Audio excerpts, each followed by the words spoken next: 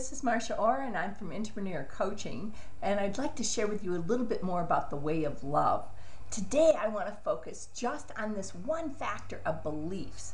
I've got to tell you that when I was about 3 years old, my mother put me in a bassinet because she was supporting my father's busy veterinary practice, and she went to answer the phone.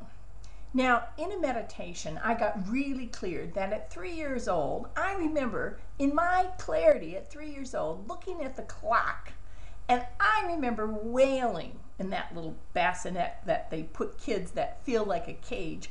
I was so insulted that my mother, who proclaimed to love me, I'm thinking this when I'm 3, actually left me there, abandoned me there, denied me my freedom. How could she do such a thing? So what I made that mean when I was 3 years old was that I wasn't loved. Now, I carry that belief into adult life and imagine how that affects all my relationships, all my friendships, my relationship with my mother.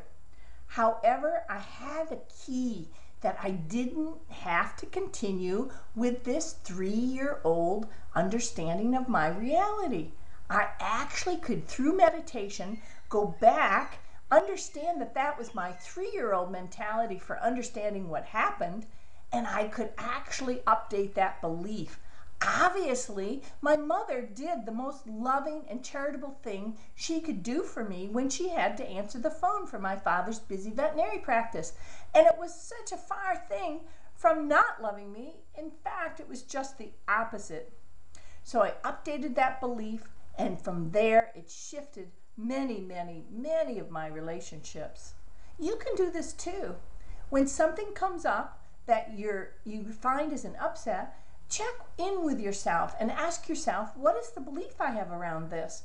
And when did I first see this? And when did this first show up in my life?